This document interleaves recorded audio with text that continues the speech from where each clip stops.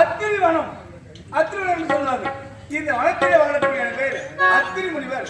அத்திரிவனம் சொல்வார்கள். எனது பத்தினி அனுசுயா, அத்திரி அனுசுயாவுங்க இந்த அத்திரிவனத்திலே சீரோடு சிறப்போடு அல்லு மகள் 60 நாளைக்கு அவனே அவன் என்பதை சிவனே சிவனே என்று சிந்தனை வாழ்ந்தது. ஆனால் இன்று பார்ப்பதற்கு இந்த அத்திரிவனம் என்றும் இல்லாமல் பசுமை தெரிகிறது. மற்ற மனமேலாம் பால் வருகிறது. காய்ந்த மனமேலாம் இலை முடிகிறது. பூக்காத பல செடிகள்லாம் பூக்கின்றன. ஏதோ மன சந்தோஷமா இருக்கிறது. என்னவென்று தெரியவில்லை. இருந்தாலும் காலை எழுந்து நேமனசை முடித்துவிட்டு என் எப்படி சிவனை வணங்கிவிட்டு மனைவி பார்க்கலாம். ஓ நமச்சிவாய. ஏனுடைய சிவனே போற்றி, ஏனுடைய சிவனே போற்றி, என் நாட்டவர்க்கும் இறைவா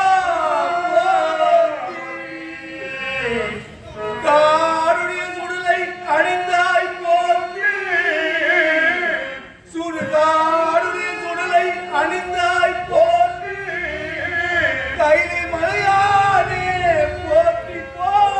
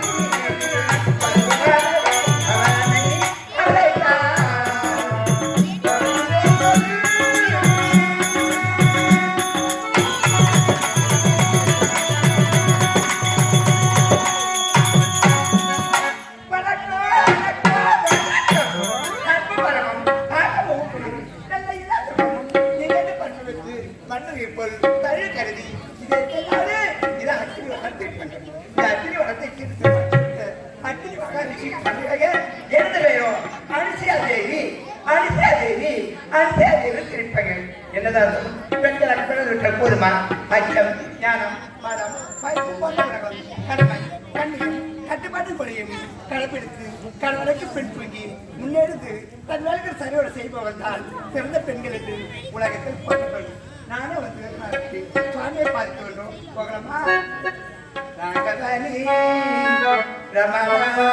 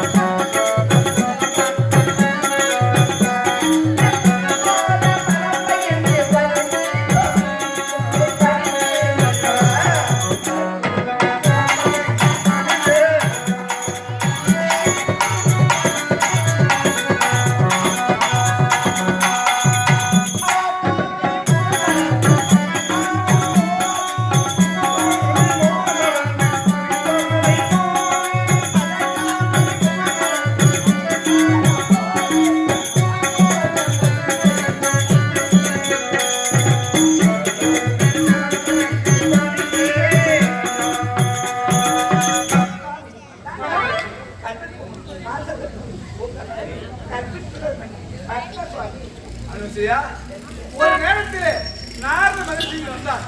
கழுத்திலே இரும்பு துண்டை கொடுத்து வறுத்தார் என்று கேட்டார். நீ வறுத்து கொடுத்தாய், கற்பை பெருமையா நீ சென்று மும்முறை காட்டினார். மும்முறை கற்பை சோதிக்க வேண்டும் என்று ரிஷி முனிவராக வந்தார்கள். அமுது கேட்டு நீ அமுது படைக்க தயாரானார். என்ன உரைத்தார்கள்? நீங்கள் ஆடை இல்லாமல் உணவு பரிவாரம் என்று உரைத்தார்கள். பார்த்தா ஞானத்தால் ஓ வந்து மும்மூர்த்தி என்று அறிந்து மும்மூர்த்தி குழந்தையாக்கி சிறு குழந்தையாக்கி ஆடையை அவிழ்ந்து தன்னுடைய கூந்தலை அங்கத்தை எல்லாம் மறைத்துக் கொண்டு மும்மூர்த்திக்கு உன்னை அமுது ஊட்டினார். அது உன்னுடைய கற்பின் பெருமை. இந்த உலகெங்கும் கற்பின் பெருமை தான் அப்படி சொல்லுவார்கள். அதனால் அம்மா நீயே பாக்கியவதி.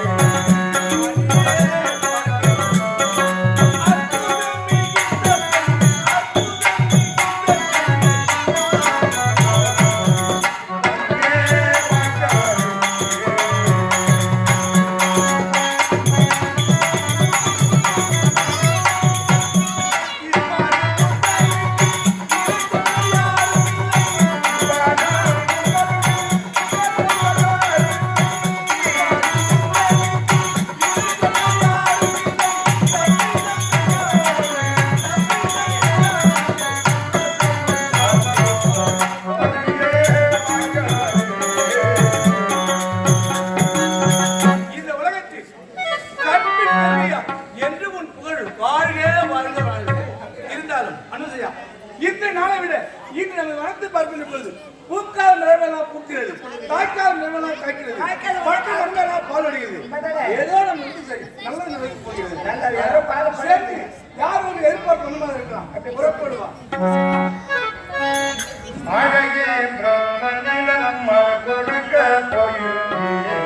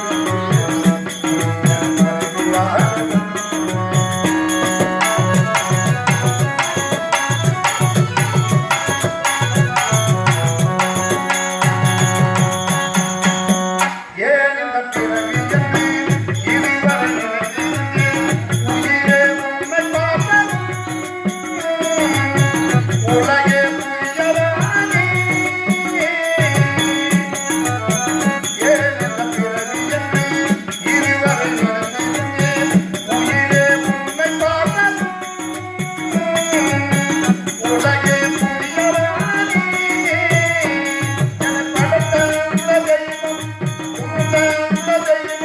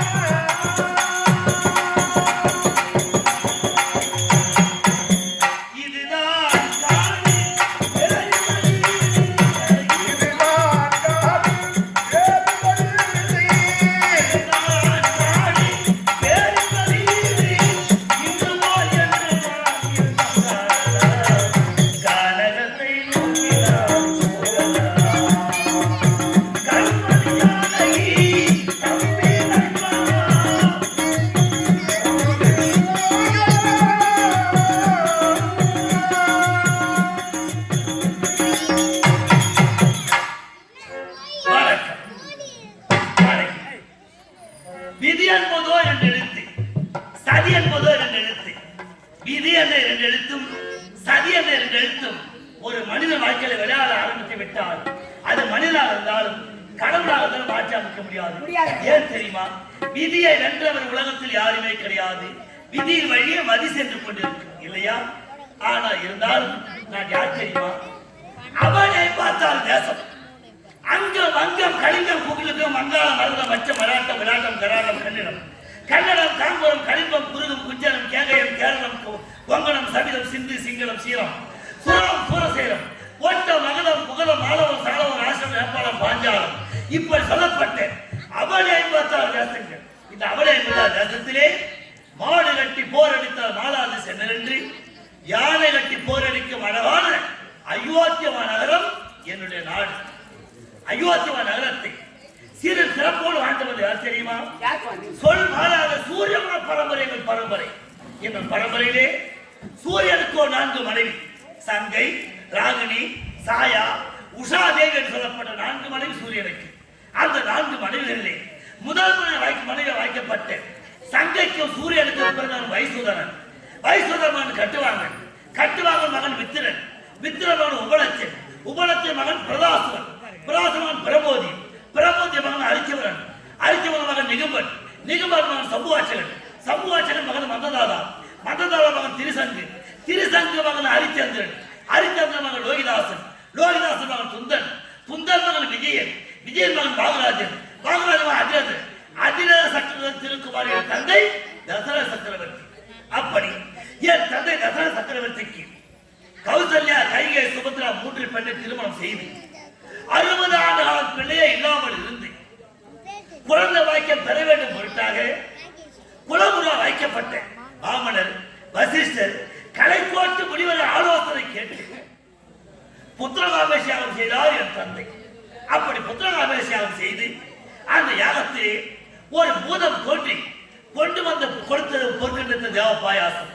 அந்த தேவ பாயாசத்தை என் தாய் கௌசல்யா, மற்றொரு தாய் சுமித்ரா, கைகை மூவரும் அருந்த முந்திமுதலாக கௌசல்யா தேவி வயிற்றிலே சித்திரை மாதம் ஜெயசுக்கிர வாரம் நவமி திதி புனர்பூச நட்சத்திரம் கடகலங்கனம் வெள்ளிக்கிழமை அடியவன் நான் பிறந்தேன். இரண்டாவது கைகை அம்மையாருக்கு ஆண் குழந்தை, 2வது குழந்தை பிறந்தது. 3வது சுபத்ரா தேவி 2 முறை தேவபாயசம் வந்த காரணத்தால் 2 ஆண் பிள்ளைகள் பிறந்தன. அப்படி பிறந்த பிள்ளைகளுக்கு குழந்தைக்கு பெயர் சூட்ட வேண்டும் அப்படி என்று என் தந்தை தசரத சக்கரவர்த்தி நாடெங்கும் பறைசாற்றி இருந்தார். அப்படி பறைசாற்றிய நேரத்திலே அயோத்தியில் உள்ள மக்கள் சிவ மதத்தால் விஷ்ணு மதத்தால் சண்டையிட்டுக் கொண்டார்களாம். காரணம் என்னவென்று கேட்டால் முதல் பிறந்த குழந்தைக்கு என் சிவ மதத்தை பெயர் சூட்ட வேண்டும் அப்படி என்று சிவ மதத்தால் உரைக்கின்றார். ஆனால் விஷ்ணு மதத்தால் உரைக்கின்றார். இல்லை இல்லை, என் விஷ்ணு மதத்தால் முதல் குழந்தை பெயர் சூட்ட உரைத்தார்கள். 2 மதத்தால் போட்டியிடுகிறார். பார்த்தார் என் தந்தை அயோத்தியா நகரத்திலே மத வேறுபாடு இருக்கக்கூடாது அப்படி என்று 2 மதத்தையும் சேர்த்து போல என் பிள்ளைக்கு நான் பெயர் சூட்டி அப்படி என்று அறிவோம் நாராயணவர் என்று சொல்லக்கூடிய மூல மந்திரத்தை ரா என்று எடுத்தார் என் தந்தை. ஓம் நமச்சிவாய மூல மந்திரத்தை மா என்று எடுத்து என் தந்தை பேர் தசரதன். எனக்கு என்ன பேர் சொல்ல தெரியுமா? ராமன். ராமன். 2வது பிள்ளை கைகைக்கு பிறந்த பிள்ளைக்கு பரதன் என்று பெயர் சூட்டினார். 3வது சுபத்ரா தேவி 2 பிள்ளை பெற்ற காரணத்தால் லட்சுமணன் சத்ருகன் 4 வயதுகளை போல் 4 பிள்ளை. அப்படி பிறந்து சிறு சிறப்போடு குருதேவர் எடுத்து வில் வித்த யானையாற்றம் குதிரையாற்றம் உட்பட வித்தங்களை கட்டு வருகின்ற காலத்திலே என்ன தெரியுமா? யானகி விஸ்வாமித்திர மகாமுனிவர் என்னத்தை விஸ்வம் என்றால் தெரியுமா? விஸ்வம் என்றால் உலகம், மித்திரன் என்றால் நண்பன். ராஜ ரிஷி விஸ்வாமித்திர மகாமுனிவர் அயோத்திக்கு வந்திருக்கின்றார். அந்த நேரத்திலே என் தந்தை பார்த்தால் மகாபலி மேலே வந்திருக்கின்றார் அப்படி என்று அதற்கு மரியாதை கொடுத்தார். சுவாமி, அயோத்திக்கு வந்த காரணம் என்ன? அன்று ஒரு காலத்திலே திருசங்கமான ஹரிச்சந்திரன் ஆட்சி செய்யும் நேரத்திலே அன்று அயோத்திக்கு வந்தீர்கள். 4 நகரத்தை பறித்தீர்கள். மனைவி விட்டார், மக்களை விட்டார். சுடுகாட்டிலே கொலையாக தீர்ந்தார் ஹரிச்சந்திரன். அப்பொழுது வந்த தாங்கள் இப்போது அயோத்திக்கு வந்திருக்கின்ற காரணம் என்ன அப்படி என்று என் தந்தை கேட்டார். அப்போது விஸ்வாமித்திரன் நோத்தார் தெரியுமா?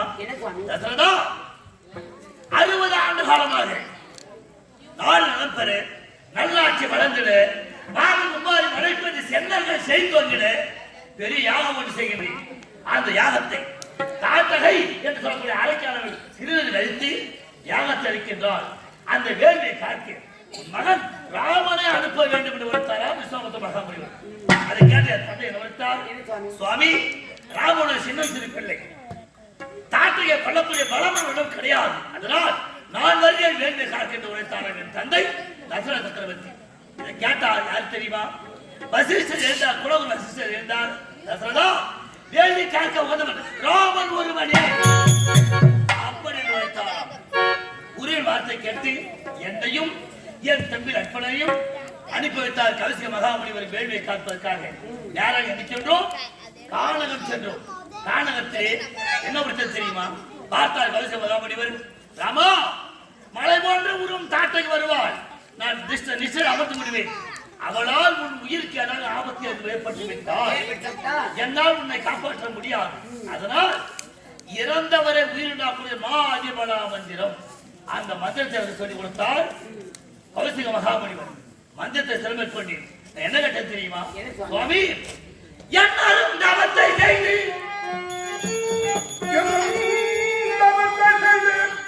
என்னாலும் தவத்தை செய்து கண்டியராக கௌசிக முனிவரே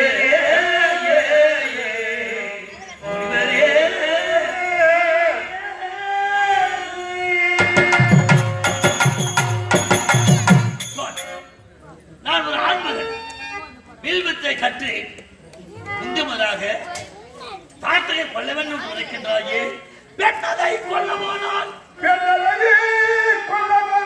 பெண்ணதை கொல்ல போனால் பிடித்தேன் ஓதண்டத்தை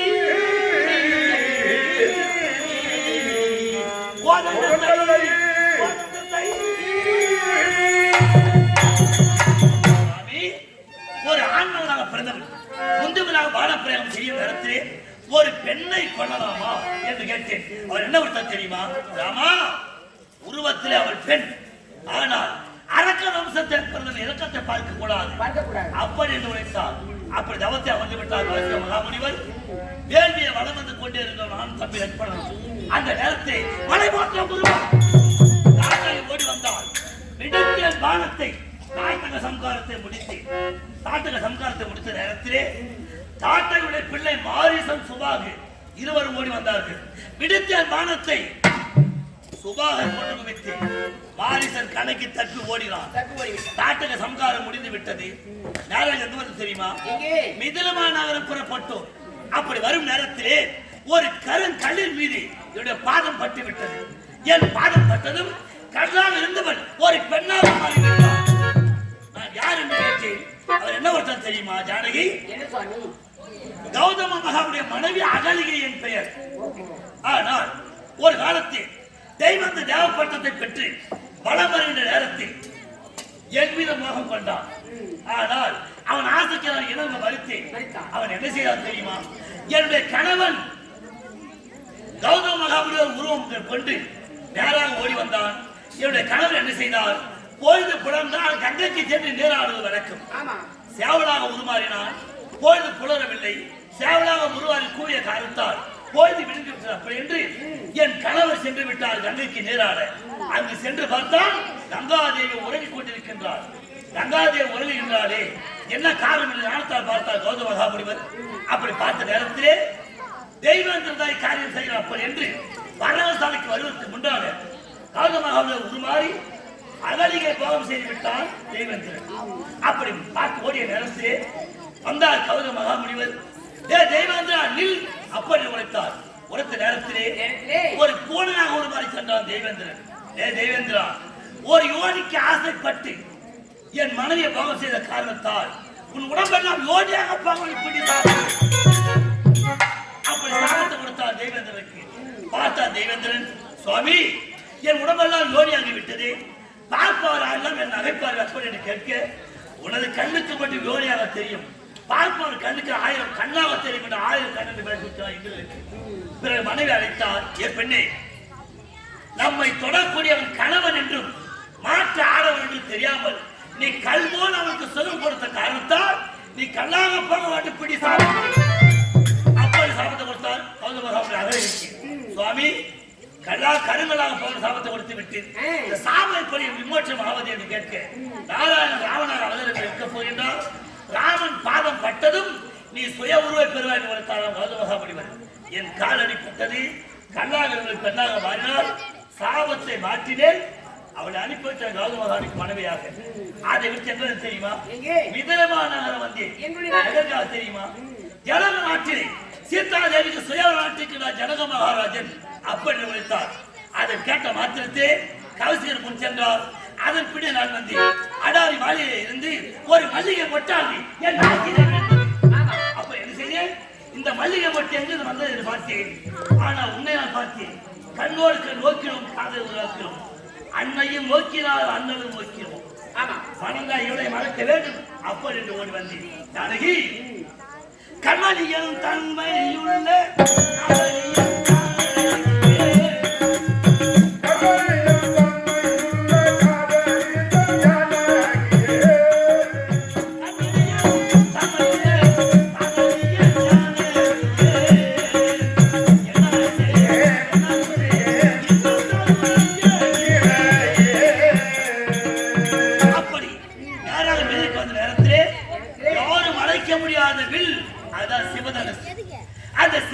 எடுத்து யார் வளைக்கின்றார்களோ அவருக்கே சீதாதேவி மனம் முடிப்பது.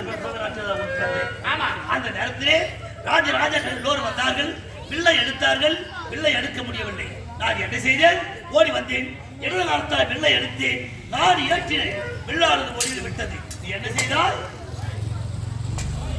சந்தேகப்பட்டு என்ன செய்தார் தெரியுமா? நான் எங்க பறைசாற்றினார்? என்னோடு பிறந்தது சிவதனுக்கு. ஆனால் அந்த சிவதனத்தை யாரால் விளைக்க முடியவில்லை. அதனாலே பறைசாற்றி உடனே ஓட்டோட்டமாக ஓடி வந்தார். சிவதனத்தை எடுத்தார். 2 துண்டாக முடிந்தது. அந்த நேரத்திலே நம்ம திருமணம் செய்து கொடுப்பாரோ கொடுக்க மாட்டார் என்று என்னுடைய களத்தில் இருக்கக்கூடிய மலமாலை அழைத்து நான் உங்களை ஏற்றுக்கொண்டேன். வில்லை வளைக்கும்படி தந்தை கட்டளையிட்டார். இவர் வில்லை ஒழித்து விட்டாரே. நம் கனவை இவருக்கு மாலை சூடு கொடுப்பாரோ தந்தை கொடுக்க மறுப்பார் அப்படி என்று ஓடி வந்த கழுத்திய மாலை அணிவித்தார். ஆனால் நான் வில்லை எடுத்தேனா ஒழித்தேனா என்பது உனக்கு மட்டும்தான் தெரியும். காரணம் என்ன தெரியுமா? ராமன் அழகையே உற்று பார்த்த வண்ணமாக ராஜராஜாக்கள் எல்லோரும் வில்லை முடித்தேன், உன்னை மனம் முடித்தேன், அப்படி மனம் முடித்தேன் என்பது தெரியுமா? அயோத்தியமாக வந்தோம். பார்த்தால் முடிவர் பாலியராமனாக ஒப்படைத்தாய் என் இடத்திலே. இதோபோல் கல்யாண ராமனாக ஒப்படைத்தார் என் தந்தை இடத்தை. பார்த்தார் என் தந்தை தசரத சக்கரவர்த்தி யாரும் அழைக்க முடியாது வில்லை முடித்து நம் மகன் சீதாதேவி திருமணம் முடித்து விட்டான். அப்படியானால் வரும் காலத்தில் இந்த நாட்டுக்கு அரசன் ராமன் ஒரு அப்படி என்ன தெரியுமா? அவர் 56 தேசத்துக்கு பறைசாற்றினார். என்னவென்று பொழுது விடிந்தால் ராமனுக்கு மகிழ அபிஷேகம் அப்படி என்று. ஆனால் என்ன அழைத்தார் தந்தை. ராமா நீராடி புத்தாடை அணிந்து அதிகாலையிலே அரச சபைக்கு வா, உனக்கு மகிழாபிஷேகம் சூட்டுவேன் என்று விட்டார் தந்தை. நானும் அப்படியே சென்றேன். அப்படி சென்று நான் உறங்கிக் கொண்டிருக்கும் நேரத்திலே நள்ளிரவு ஜோதி 12 நாளைக்கு என்ன தெரியுமா ஜானகி? என்னை வளர்த்த தாய் யார் தெரியுமா? வளர்த்த தாய் கைகை என்பார். என்னை பெற்ற தாய் கௌசல்யா. என்னை வளர்த்தது யாரு? கைகை என்பார். நள்ளிரவு ஜோதி 12 நாளைக்கு என்னை அழைத்து ராமா அப்படி என்று குரல் கொடுத்தது. ஓடி சென்றேன். அம்மா கண்டு பார்த்தே வைத்தேன். என்ன எதற்காக அழைத்த என்று கேட்டேன். அது என்ன ஒருத்தர் தெரியுமா ஜானகி? அதை நினைத்தால் தான் என் மனம் வேதனைப்படுகின்றது. எப்படி தெரியுமா? பொழுது விழுந்தால் நமக்கு மகிழாபிஷேகம் சந்தோஷமாக இருந்தேன்.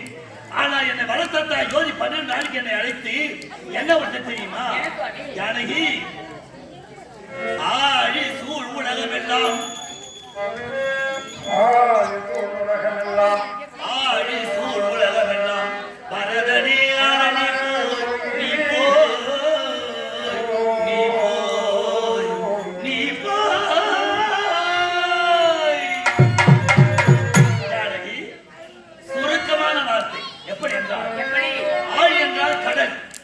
கடலால் சூழப்பட்ட இந்த உலகம், இந்த ஆழிச உலகம் எல்லாம் பரதனே ஆள வேண்டும். யாரு பரதன்? யாரு? என் தம்பி பரதன். கையை பெற்ற பிள்ளை பரதன் என் மகன் அந்த அயோத்தி ஆள வேண்டும். அதனால் நான் என்ன செய்ய வேண்டும் என்று கேட்டேன். தாழிரும் சடைகள் தாங்கி தாழிரும் சடைகள் தாங்கி தான் பெரும் தலைமையை கொண்டு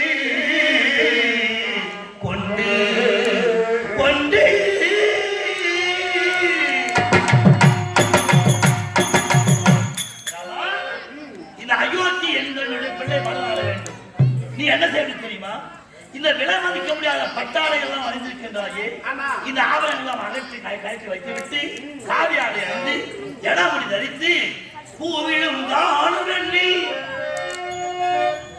பூவிழும் தானுவெள்ளி புண்ணிய துறைகளாடி ஆடி ஆடி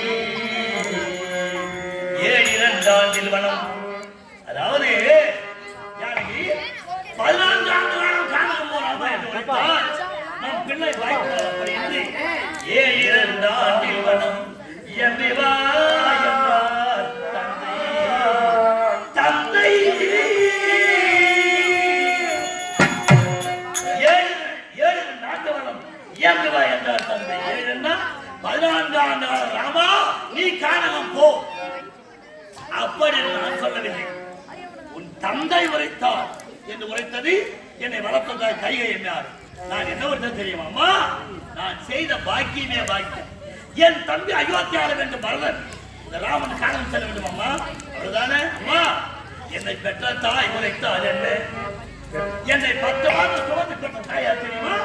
கௌசல்யாதேவி அம்மையார். ஆமா நீ காணகம் போ அப்படி என்னை பெற்ற தாய் உரைத்தால் என்ன, என்னை பெற்ற தாய் உரைத்தால் என்ன, பேணி வளர்த்த தாய் உரைத்தால் என்ன,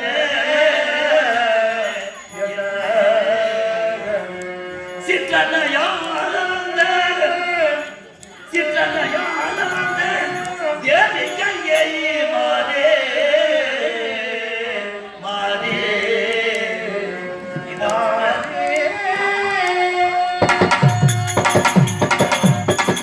இந்த உற்றவன் ஜெயராமன், இந்த உற்றவன் ஜெயராமன் உனதடி பணிந்தேன் அம்மா அம்மா அம்மா.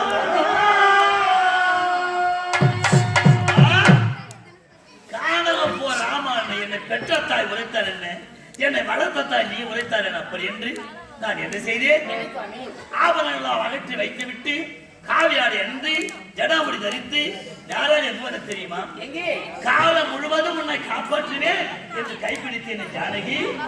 உன்னிடம் ஓடி வந்தேன். நானும் குதூகலமாக இருந்தேன். ஆமா பொழுது இருந்தால் மன்னவனுக்கு மகிழாதவர்கள் சுற்றம் போயினார்கள்.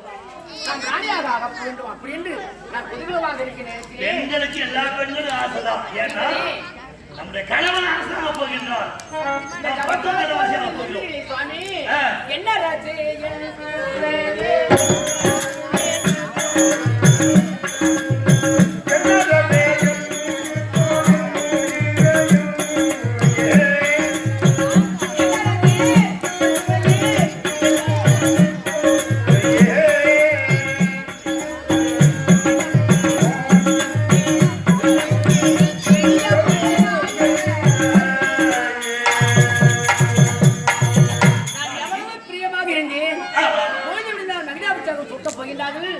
நம் ராணியாக தெரிவித்து நினைக்கிறேன்.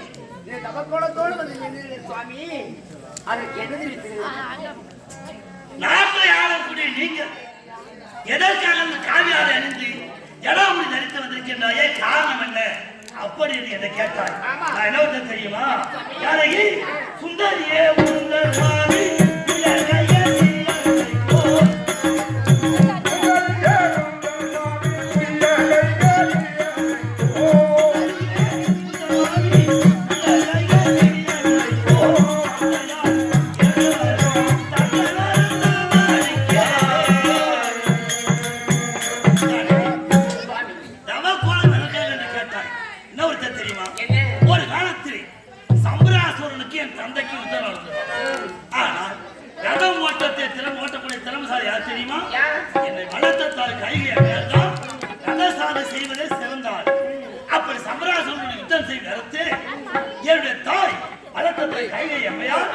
என் தந்தைக்கு ரதசாரதி செய்தார். அப்படி ரதம் ஓட்டு நேரத்தை யுத்தம் நடந்து கொண்டிருக்கின்றது. அப்படி நடக்கும் நேரத்தில் ரதத்தை அந்த கடையாளி கண்டி பூமியிலே விழுந்து விட்டது. ஆனால் தேர் கீழே சாய்ந்து விட்டால் எதிரும் கணவனை கொண்டு விடுவார். அப்படி என்று தன் கட்டவர்களை கடையாளரை பயன்படுத்தி யுத்தம் முடிவதை காப்பாற்றியதாம். யுத்தம் முடிந்து விட்டது. முடிந்த நேரத்தில் பெண்ணே உன் கரத்திலே கட்டவர்களை உதிரமாக்கக்கூடிய காரணம் என்னோடு காட்டாராம் என் தந்தை. இல்லை சுவாமி, நீங்கள் போர் செய்யும் நேரத்தில் கடையாளி பூமியிலே விழுந்து விட்டது. ஆனால் என் கட்டவர்களை கடையாளமாக பயன்படுத்தி நான் யுத்த முடிவுகளை காப்பாற்றி உழைத்ததான். பார்த்தா என் தந்தை ஒரு சில பெண்கள் இப்ப என்ன பண்ணுவாங்க, என்னைக்கு ஒழிவான்னு நினைப்பாங்க. ஆனா என் தாய் கட்டவர்களை கடையாள தன் உயிரை பணம் வைத்து என் தந்தை உயிரை காப்பாற்றிய காரணத்தால் உனக்கு 2 வாரம் தருகின்றேன் என்று கேட்டு உழைத்தான் தந்தை. அப்ப என்ன வருத்தலாம் சுவாமி, 2 வாரம் எனக்கு இப்போது தேவையில்லை, நான் விரும்பி கேட்கும் நேரத்திலே 2 வருஷம் வந்து கை கேட்கிறார். அதை பயன்படுத்தி மந்தாரை கூனியுடைய வார்த்தையை கேட்டு ராமன் காலாள வேண்டும், பரதன் நாளாள வேண்டும், அந்த வார்த்தை பயன்படுத்தியதான். அதனால் சுந்தரியே உந்தன் வாணி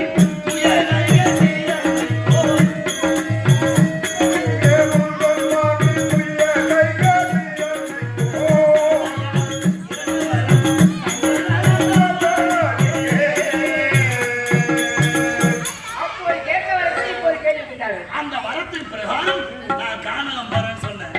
நீ என்ன சொன்ன? அதுக்குதான் அந்த மன்னா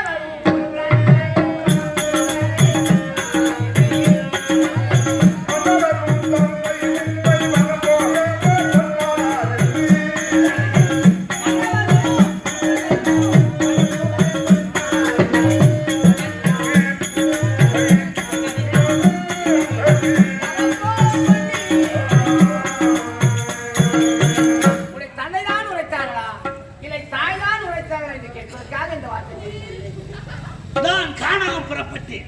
நீ என்ன செய்தா தெரியுமா சுவாமி? நானும் உன்னோடு வருகின்றேன்.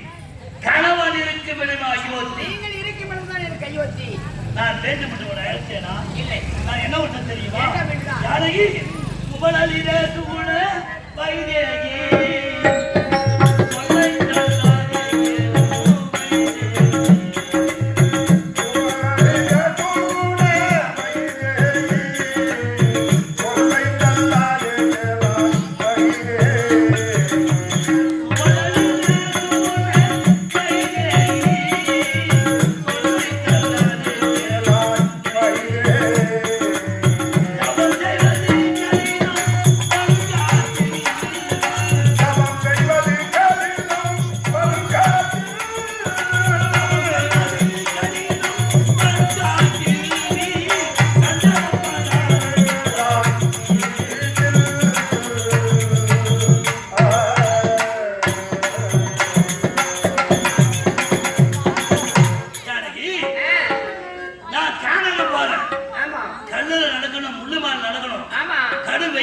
பணியில் நடக்கணும், மழையில் நடக்கணும்.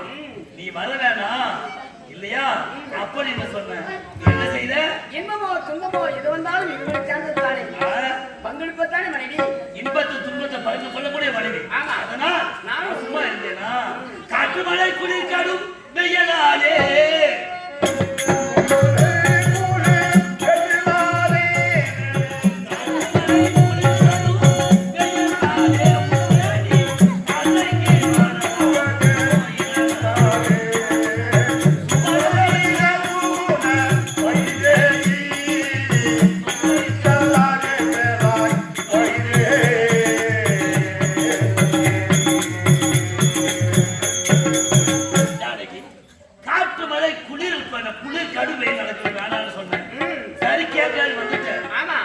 என்னோடு வந்தான். ஆனால் வரும் வழியிலே அது மட்டுமல்ல, நீதான் என்னோட வந்து என்ன தாலி கண்ண போட்டாட்டி கணவன் இருக்க முடியுமா அயோத்தின்னு வந்த. ஆனால் என் தம்பிக்கு இளைய வருவார். அவன் என்ன செய்ய தெரியுமா? அண்ணா நானும் உன்னோடு வருகின்றேன். எதற்காக என்று கேட்டார். அண்ணா 14 ஆண்டு காலம் நீ காண போறீங்க, அங்க இன்பம் வரலாம் துன்பம் வரலாம், அதனால் புறம் காவல் காக்க நானும் வரேன்னா அப்படி சொன்னான். அப்போது என் சித்தன் என்ன ஒரு சித்தமா சுமத்ரா தேவி, டேய் எப்படா காணகம் செல்லுகின்ற அண்ணனுக்கு துணையாக அப்படி காணகத்தில் ஒரு துன்பம் ஏற்பட்டு விட்டால் லட்சுமணன் இறந்தான் என்ற வார்த்தையில் தான் என் செவியை கேட்க வேண்டுமே தவிர ராமன் இருந்தான் என்ற வார்த்தை கேட்கக்கூடாது. அப்படி சொல்லி அனுப்பி வைத்தது என் சித்தன் சுமத்ரா தேவி.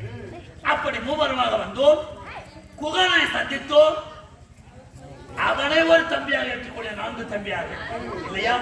அப்படி ஏற்று காண வந்து விட்டோம். ஆமா புறங்காமல் காக்க வந்தா நட்பட ஆமா இவ்வளவு நேரம் வந்துட்டு காணவும் வந்தவன் எங்க நட்பனா அண்ணா அண்ணா பாதம் பணிந்தானே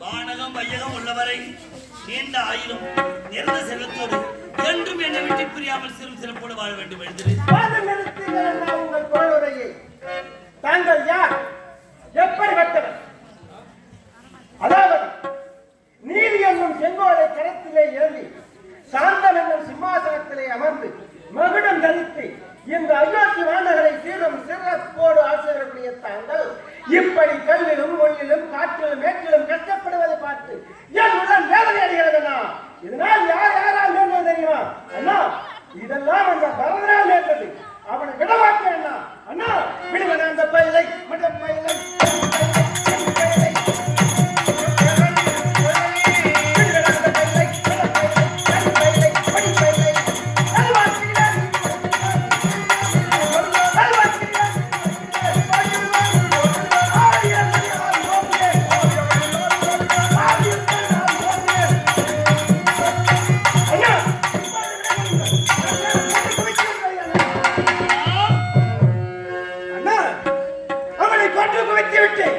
இந்த அயோத்தி வானகரை தங்களுக்கு முடிசூட்டுகிறேன் இப்பொழுதே உத்தரவு கொடுங்கள்.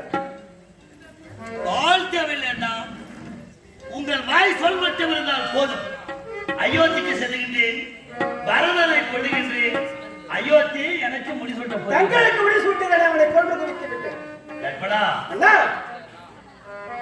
பரதன் யாரு? என் தம்பி தானே? இல்லை, துரோகி. எப்படா துரோகி அண்ணா. எப்படா ஆறுதல் சினமே அங்கோ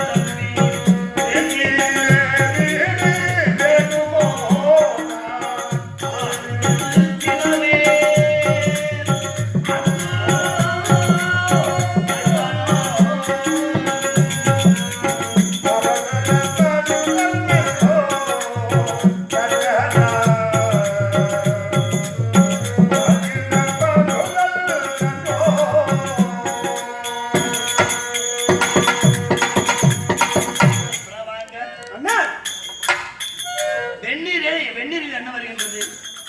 அதிலே புகை வருகிறது. வெந்நீரிலே புகை வருகின்றது. ஆமா. நெருப்பிலே என்ன வருகின்றது? அதிலும் புகைதான் வருகிறது. புகை வருகின்றது. நெருப்பு தூக்கி ஒரு கூரை வீட்டு மேல போட்டா கூரை வீடு என்ன ஆகும்? பற்றி எரிந்து சாம்பலாகிவிடும். பற்றி எரிந்து விடும். ஆமா. அந்த வெந்நீரை எடுத்து எரிகின்ற நெருப்பிலே ஊற்றினால் அணைந்து விடும். ஏன் காரணம் என்ன? நெருப்பிலும் புகை வருகின்றது. ஆமா. வெந்நீரிலும் புகை வருகின்றது. ஏன் அப்ப நெருப்பு எரிக்குது வெந்நீர் அணைக்குது? காரணம் தெரியுமா? காரணம் என்ன? நெருப்புக்கு எரிக்கும் தன்மை இருக்கிறது, நீருக்கு அணைக்கும் தன்மை இருக்கின்றது. அதனால் மீறி பேசுதல் தகாது வேண்டே.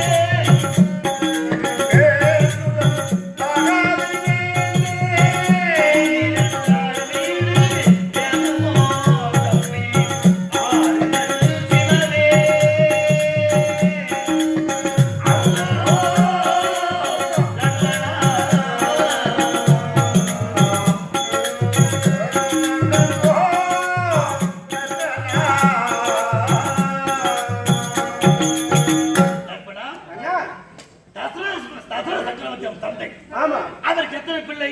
4 பிள்ளைகள். ராமன், லக்ஷ்மணன், பரதன், சத்ருகன். ஆமா. 4 வேதங்களுமோ நாங்கள் பிறந்திருக்கின்றோம். ஆமா. அதனால் இந்த அயோத்திமா நகரத்தை பரதன் ஆண்டால் என்ன, இந்த ராமன் ஆண்டால் என்ன? அதனால் பரதனும் இந்த காட்டினை ஆள சொல்லவில்லையோ, தம்பி வந்தவில்லையோ.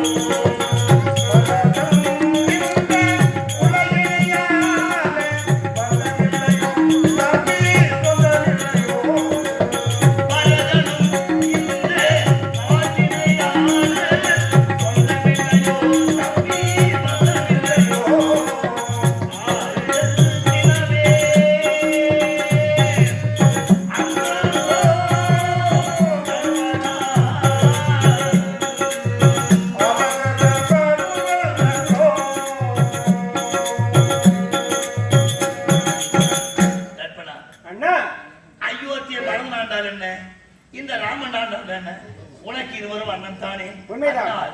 கோபம் கொடியது, நெருப்பிலும் கொடியது கோபம் இல்லையா? பொறுத்தோர் பூமி ஆழ்வார், பொங்கினோர் காடாழ்வார், உலக நீதி இல்லையா? ஆத்திரம் அறிவுக்கு சத்து. இனிமேல் கோபம் கொள்ளக்கூடாது. என்னை மன்னித்து விடுங்கள் அண்ணா. புறப்படலாமா? பிதிர்பரிமாண வாழ்க்கை, அதாவது 14 ஆண்டு காலத்தை நாம் துளைக்க வந்திருக்கின்றோம். சிற்றன்னை கைகை மாற்ற பிரகாரம் முன் வைத்த கால பின் வைக்காத பரம்பரை பரம்பரை உண்மைதான் இல்லையா? ஆனால் அப்படி குகனை தம்பியாக ஏற்று காணாங்க வந்த நேரத்திலே என்ன தெரியுமா? என் தம்பி பரதன் ஓடி வந்தான். எங்கே? அண்ணனை பார்க்க வேண்டும் அப்படி கேட்க வந்தான். அண்ணன் காட்டகம் சென்று தெரிந்தது. ஓடி வந்தான், தாயை உபசேதம் செய்தான், அடித்தான், நிச்சயம் புரிந்தான். நேரம் ஓடி வந்தான். அண்ணா என்று ஓடி வந்தான். என்ன செய்தாய்? அவனை கொன்று குவிப்பதற்காக நான் எதிர்நோக்கி சென்றேன். வேண்டாம் என்று உரைத்தேன். உண்மைதான். தம்பி ஓடி வந்தான். நான் என்ன செய்தேன்? பரதா, வர வேண்டும் வர வேண்டும் வர வேண்டும். அதனால் எதற்காக வந்தா என்று கேட்டேன். நான் நாட்டை ஆடுவது, நீங்கள் காட்டை ஆடுவதா? அயோத்திக்கு வாழ்கிறான் தான் என்று அழைத்தான். நான் புறப்பட்டேனா? நான் மரமறித்தேன். அப்ப என்ன வைத்தான்? அண்ணா, உங்கள் பாதையை தாருங்கள். 14 ஆண்டு காலம் பாதுகை சிம்மாசனை வைத்து அதன் கீழே அரசாட்சி புரிகின்ற சிம்மாசனத்தை பாதுகை பெற்று சென்றான் தம்பி. பாதுகை பெற்று சென்றான் அல்லவா? அப்படி பெற்று சென்றான். காண மார்க்கம் வந்து கொண்டு இருக்கின்றோம். போகலாமா கனகி? போகலாமா?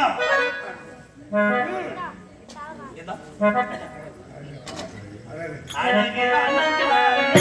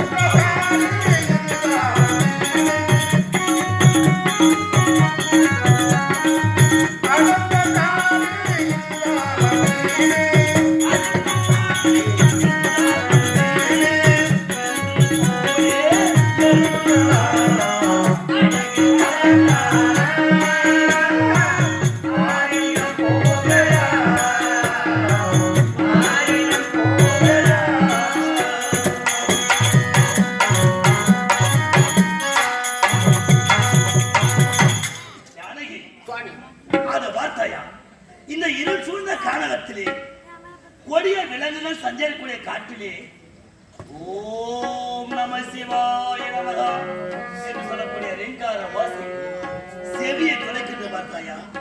அப்படியானால் யாரோ ஒரு பெரிய மகான் இங்கு இருக்கின்றார். உண்மையா? இல்லையா? சுவாமி, என்னை வேண்டாம் என்று தெரிவிக்கிறேன். ஆமா, நான் அரண்மனையிலே இருந்திருந்தா இது போல கண்காட்சியாக பார்த்திருக்க முடியுமா? உண்மைதான். முடியாதல்லவா? ஆனா அரண்மனை வாசல் இருந்திருந்தால் நல்லவர் தீயவரை பார்க்க முடியாது, உண்மைதான். இன்ப துன்பத்தை தெரிந்து கொள்ள முடியாது. வந்த காரணத்தால் தான் இவங்களை எல்லாம் பார்க்க முடியும். அதை பார்த்தாயா?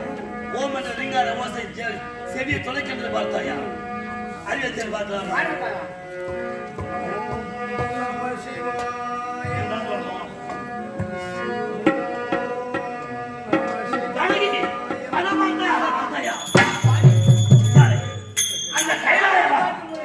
அந்த கைலாயவாசன் சிவனை போல் காட்சியளிக்கிறார். மகா வேதை இவரை கண்டு கொள்ளலாமா? சுவாமி, தபத்தில் சிறந்த மகா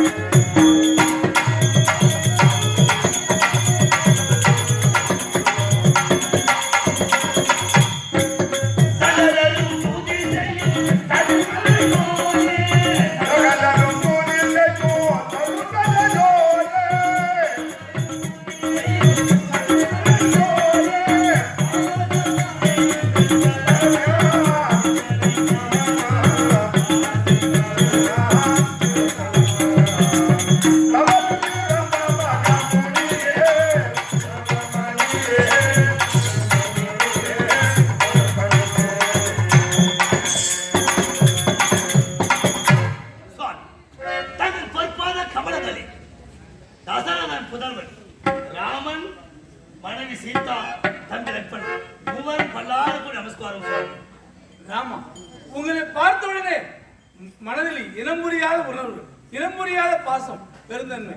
யாரோ என்றோ சத்திரிய பறவை பிறந்திருக்கிறார்களே, இப்படி காண வந்திருக்கிறார்களே, யாரு காரணம் தெரியவில்லை, யாரும் கேட்கலாம் நினைத்து என்னால் வந்திருக்கிறார்.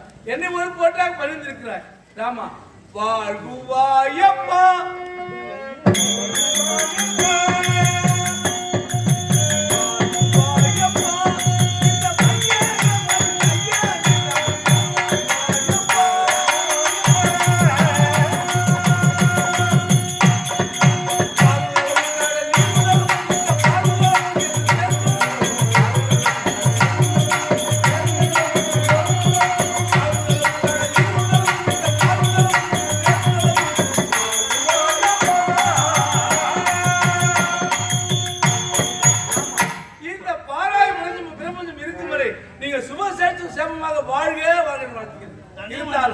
நீங்கள் இப்படி காண வந்த காரணம் என்னவோ அதை அறிந்து கொள்ளலாமா? இது யார விட்டது இருந்தாலும் அடியே அத்திரி ரிஷின்னு சொல்லுவார்கள்.